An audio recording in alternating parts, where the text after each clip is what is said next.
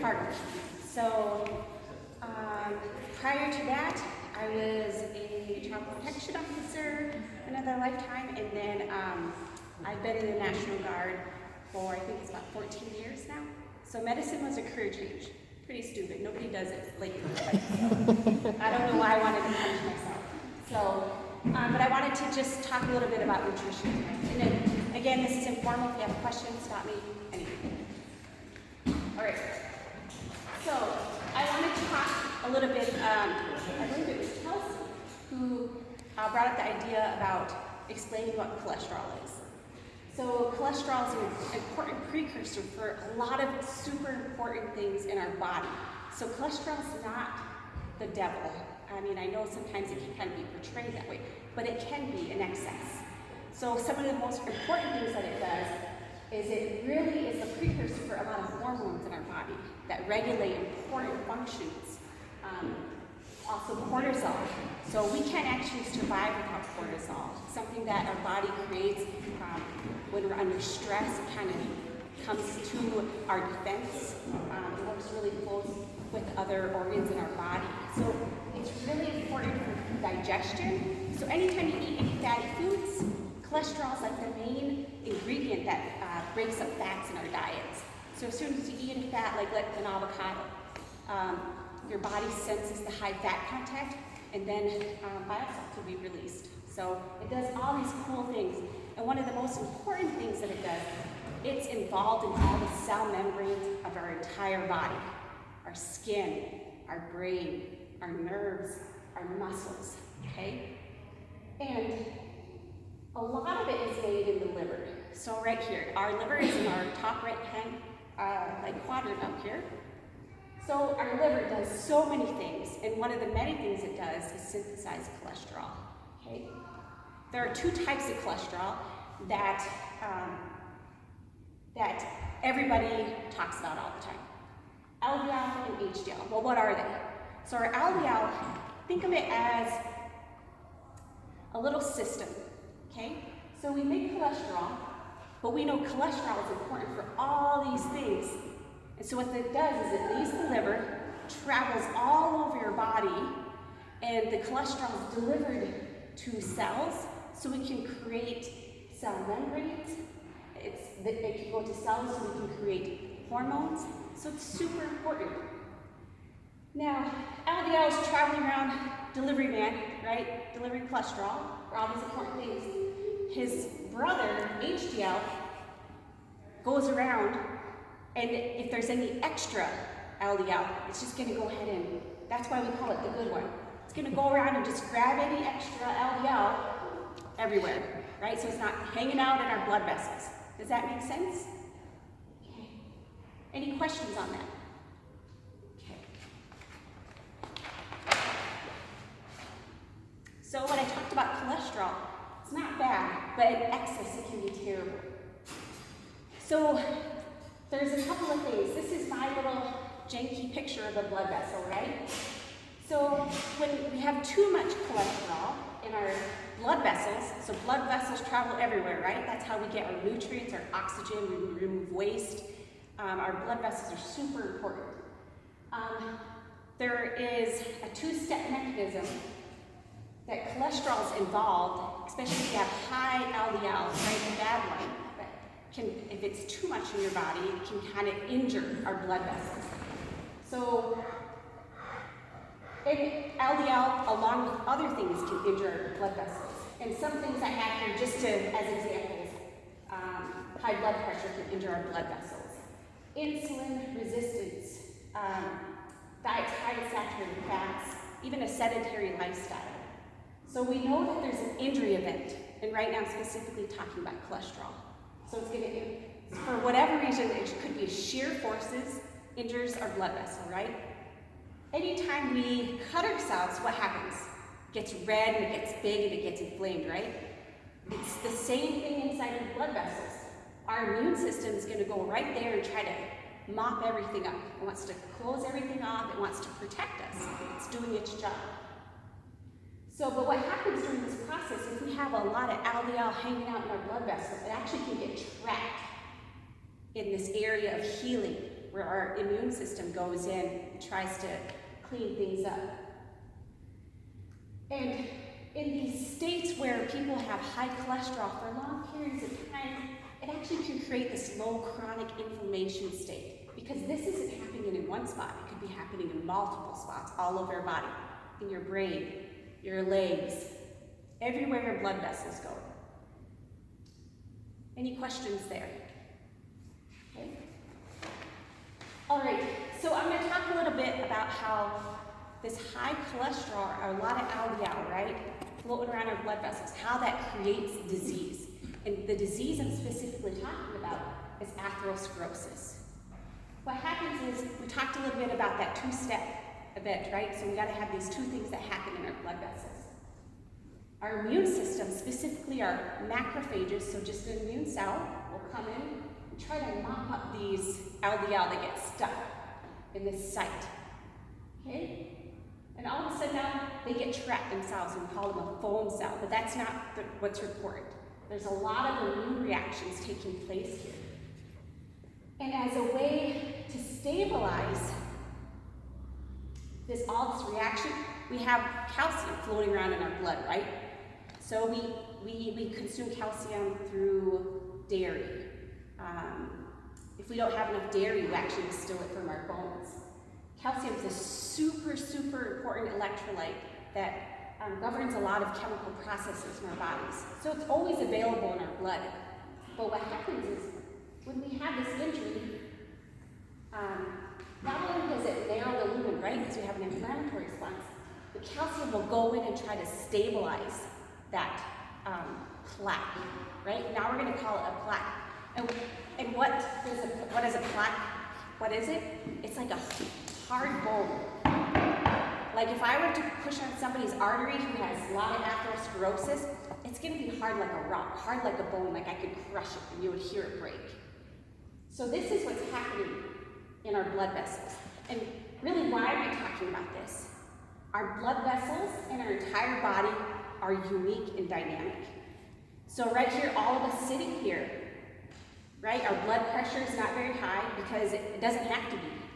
In CrossFit, we come in, we're walking, but all of a sudden we're doing all these workouts, lifting weights, squats, doing these high intensity workouts, cardio.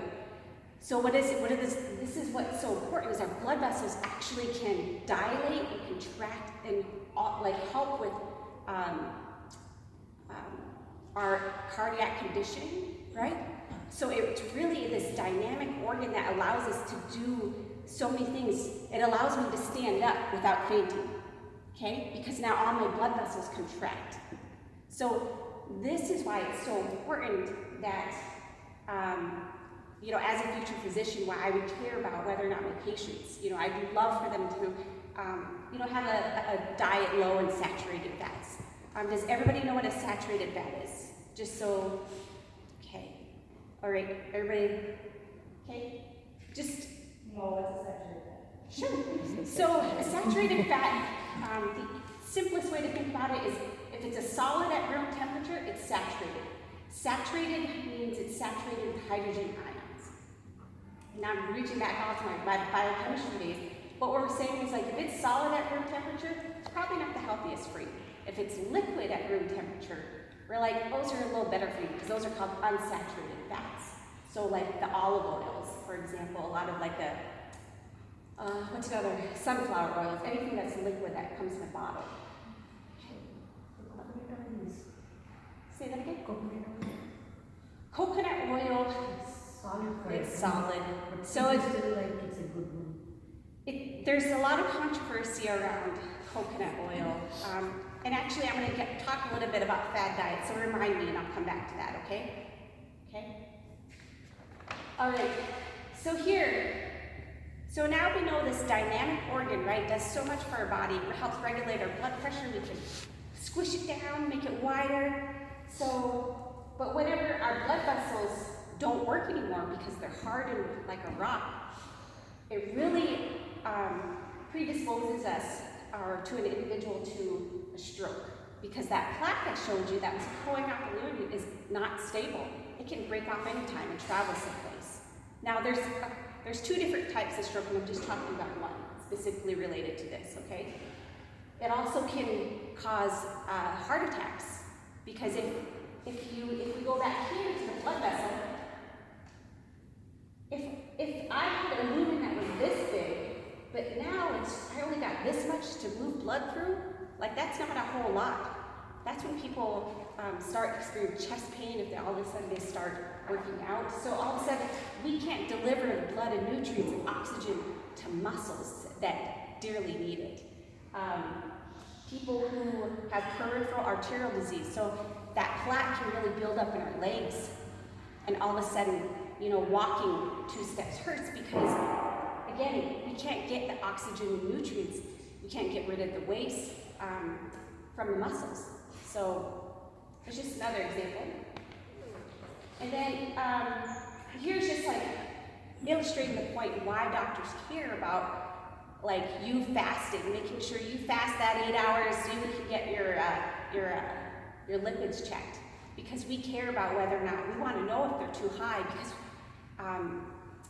if we can reduce the risk of this disease from progressing, like that's our biggest goal. You know, we want everybody to live long and healthy lives.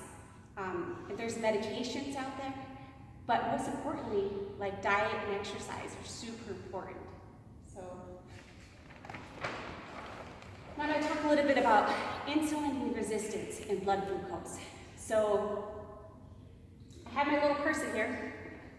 This little person, let's say it's me. This morning I got up, I didn't, but I'll just say it.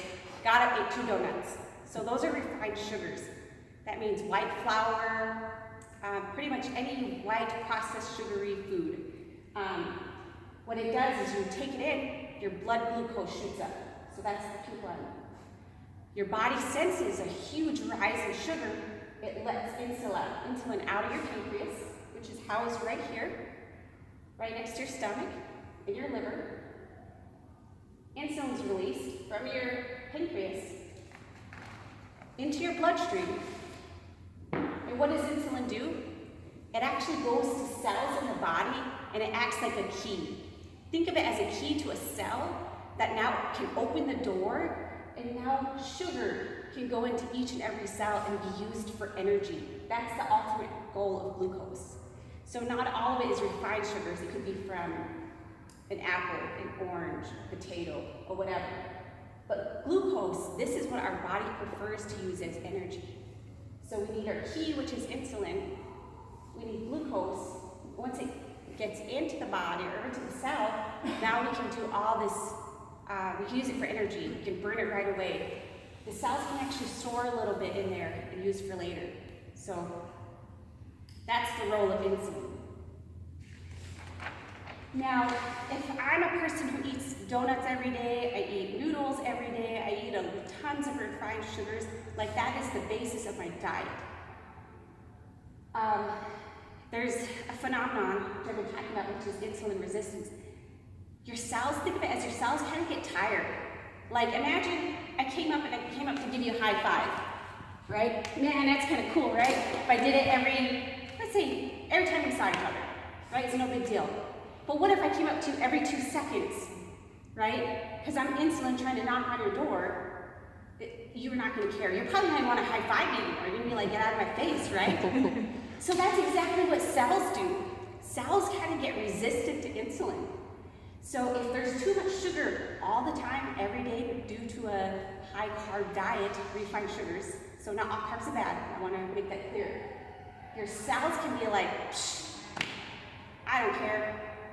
And the reason why we care about insulin resistance is because if you go into your doctor and they say, we want to check your fasting blood sugar. And you're like, okay, yep, don't eat, right? You're not going to eat for 8 hours. And if it looks a little elevated above normal, that tells us you're insulin resistant and you're on the way to prediabetes. And then ultimately diabetes once it hits a certain level. Does everybody understand? Yeah? Okay. All right, and then somebody wants to learn a little bit about inflammation and diet, okay? So like I said, inflammation is part of an immune response, and it's protective. But in low chronic inflammation states, are really related to a lot of diseases, like cancer, like diabetes, like heart disease, the atherosclerosis I talked about. That's what I specifically talked about, the hardening of the arteries around the heart. Arthritis, but this one's just a little controversial because there's a lot of studies that show that, I mean, heck, if I'm going to get arthritis, I'm just going to get it. It doesn't matter. So, but here are just some examples. If you want to live or eat foods that are low inflammatory, here's some examples: tomatoes, olive oil, green leafy foods, nuts, fatty fish, some fruits. So like I said, not all carbs are bad. And everything that's pro-inflammatory, that is terrible for you, is like our refined carbohydrates, fried food, soda, red meat, and margarine, just to name a few. You can go online, you can really look up longer lists. So these are just a few. And if you're someone who's like, heck yeah, I want to try this low inflammation, food list, really, you should consider the Mediterranean diet. There's a lot of evidence. The Mediterranean diet has been around for a long time, and it's been used to treat cardiovascular disease. So somebody who's had a heart attack before, we recommend these patients and all people, so you don't have to have disease first, that if you kind of just follow this, really, it's lots of veggies, some fruits, nuts, fishy foods. The only thing that's really been added to it is the whole grains that wasn't before. These are all super beneficial. They're low inflammatory foods. And the bulk of the Mediterranean diet, everything focuses, like the majority of what you should be eating is veggies, fruit, and then everything from there should be getting lower and lower and lower, okay? And I want to talk a little bit about paleo diet. So everybody's heard of paleo diet. So this is the eat like our ancestors did, right? Well, we know red meat is that great for you, okay? Now, if you just cut out the red meat, you have the Mediterranean diet. Because if you're following this diet, and I know it's a very popular diet, a fad diet, just cut out the red meat. And then now you have all those benefits, those healthy benefits as the Mediterranean diet. So I don't know if that helps you change a little bit about how you think about diets. But I also want to say that the Mediterranean diet, there's a study I wrote that if you adopt this diet, right, it's associated with a decrease in all-cause mortality. What does that mean? It means your life expectancy is probably going to go up. You're less likely to die from a heart attack or stroke. So that's what that means. Okay, the ketogenic diet. I know this one's super popular. I mean, I think it kind of kicked off the last couple of years. But what I have to say about this is more studies need to be done on this. So ketogenic diet has been used for a long time with kids with epilepsy. And it's also been proven to be effective maybe with somebody who's severely obese. They do the ketogenic diet, they lose tons of weight, but there's some studies out there that it can give you a fatty liver. And more specifically, we like to call it non-alcoholic fatty liver disease. And that's just the reason why that's so important, not only because it can damage the liver, that is so important for a lot of biochemical processes in our bodies, but non-alcoholic fatty liver disease can lead to cirrhosis. So most people, when they think of cirrhosis, the yellowing of the skin, the bloated stomach, you think, oh, they probably drink a lot. Oh God, they probably drink, I don't know, tons of liquor every day. It's not true. Cirrhosis doesn't always come from alcohol. It can come from a fatty liver due to diet. And there was a study done with an animal study where in the animals, they did develop non-alcoholic fatty liver disease. So I'm not here to say don't do it, but I'm giving you information so you can make an informed decision about your own decisions about what you want to put into your mouth and into your body. I just think that it's not good long term. I think there's some benefits short term. And it also can develop hepatic insulin resistance. So all of a sudden now your liver is becoming resistant to insulin too. So there's a lot of studies out there, just be careful. That's all I have to say about this. And then supplements. Someone had asked a question about supplements. They're not FDA approved. Unfortunately, when you go to GNC or any other complete nutrition, I don't know, like big name brand things, there's a lot of supplements out there. Not just there, but even Target, Walmart, a lot of pharmacies, you can buy vitamins over the counter. So I'm talking about not just the athletic supplements, but I'm talking about vitamins, the herbal stuff. They're not FDA approved, and unfortunately, we don't know they cause harm until they're released and they're bought in masses and they harm people. That's when they get pulled off the shelves. And I've done a lot of, I looked at several articles. Basically, what it comes down to is they're like, if you don't have a deficiency in a vitamin, if you don't have a deficiency in an electrolyte, you shouldn't be taking supplements because you don't need to. And that means that you have to go to an actual lab, to a doctor, PA, nurse practitioner, and have them check your labs. Like, and one thing I want to talk about is vitamin D. We're all deficient probably in vitamin D during the winter, all of us, right? So that's an actual deficiency. You can just go, yep, check it, I'm low, great. Let's get on a plan to get my vitamin D levels up. So I just want to be very cautious. What I tell you guys, like, none of the stuff that is bought over the counter is FDA approved, okay? And then actually, I'm going to segue into Anna and Rhoda. They want to talk a little bit more about supplements. Yeah, I was just going to say, going off of what she said, the FDA does not regulate supplements, which makes it kind of a little bit of an unknown. We get questions about this all the time. I think the first time we got it was the first time I ever did a nutrition orientation. I get people raising their hands saying, what supplements should I be taking? And I was not prepared to answer that. So we have done quite a bit of research into supplements in the past few months, and we'll be talking about this more with you guys next week. But the biggest thing that we look for in the supplements that we would recommend is quality, because so much of what you buy out there has fillers, and you know, maybe it has a small amount of whatever it says it has, but it's got so much filler in it, it's not actually doing you any good. It's just a waste of your money. And another thing you hear with regard to supplements, you hear people talk about like expensive pee, which basically what it means is your body can't, even though it has good stuff in it, your body can't absorb it, so you just pee it right out. So you want to, if you're going to take something, you want it to be something that your body can absorb, which means basically food, real food. And then, I mean, something else, a big thing is a lot of the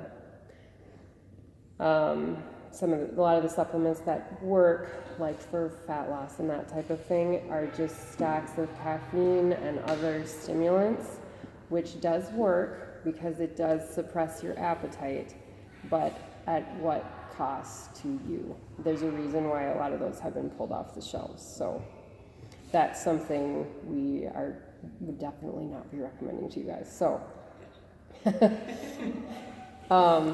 yep, I just wanted to kind of talk about that and tell you we have been doing some research on that, so you guys will be hearing more about that from us, as far as what we do recommend and what we don't recommend. But yeah. You know, like when you go to a physician or take your children, they always ask or recommend daily vitamin. So I don't, yes. my best answer for that is most American diets actually lack everything our body needs, meaning veggies, fruits. And I know there's a dairy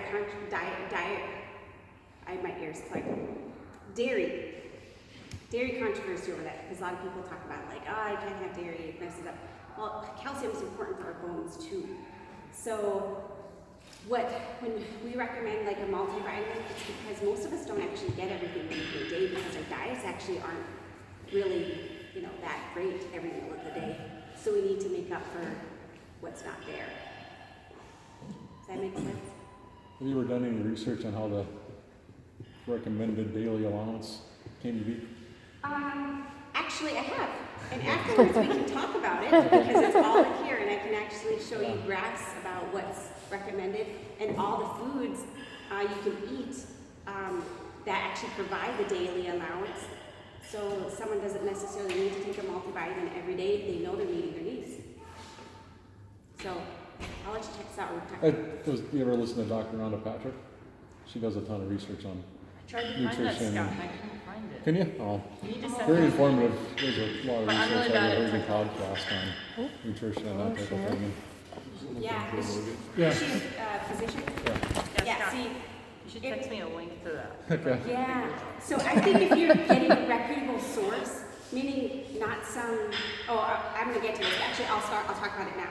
So a lot of social media, if you go on Instagram or Facebook, they're trying to sell you keto. They're trying to sell you all these things. Like, don't buy into the hype, right? They want your money. They're probably getting paid to post a video, right? And I'm not saying all of that is terrible because, not everything is all bad, right? But what's bad is when you are getting misinformation or you don't understand the information you're getting and you're going to jump on that bandwagon without really knowing exactly what it is you're jumping into. So that's where it's scary because heck, like I'll give you an example. There's all those makeup things going on, right? Someone's always trying to sell a foundation. I think it's so stupid because foundation is supposed to cover your skin. It doesn't matter who sells it, but they're like, this is the best, or somebody will have like a birthmark here, and then all of a sudden it covers it.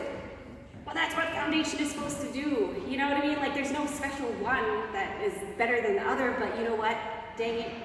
I probably watch a few foundation things and I'm like, that's it, I need that, right? So they're appealing to me. So just like diets and social media influencers, they can appeal to you. If you have an interest in learning more about a certain diet or bettering your health or exercise. So just be very cautious, make sure they're reputable. And Scott mentioned a physician in a podcast. Like those are reputable sources. Make sure they're reputable. ConsumerLab.com is another one that does independent testing on supplements. It's a subscription that $100 a year or something, and they'll grab popular ones and test it and make sure it's got what they say is on the label. Yeah, perfect. And I actually don't take supplements, so I don't know a whole lot about any of like the cool, I'm gonna get swole and get muscle supplements. I know nothing about it. So, and then basically I just wanted to finish off by saying food is medicine. You can literally use food to help treat things in your body, right? If you diet and you exercise, someone can treat their pre-diabetes. Someone can treat their insulin resistance. And exercise is medicine. All successful diets, no matter what they are, it could be keto, it could be paleo, they have two things in common. Low calories and high energy expenditure, right? You're eating less, you're burning more. That is the principle. That is the foundation for a lot of these fad diets. So that doesn't mean you have to jump on the bandwagon. Just don't freaking eat that much and move a little more, you know? And, you know, I'm not saying don't go out and have a donut or don't enjoy things because I do, but you can't eat like an a-hole every day of your life. You can't eat like that for breakfast. You can't eat like that for lunch and dinner. And then it carries on for weeks because it can cause damage to your bodies. And ultimately, that's the reason why I wanted to give this talk to you guys, because I feel like it's really important. If you have knowledge, you can make really good decisions. So, are there any questions? All right. See, that was quick. How long was that? 29.13 minutes. Yeah, I said it's going to take half an hour. So, Anna, can I have you come choose a winner?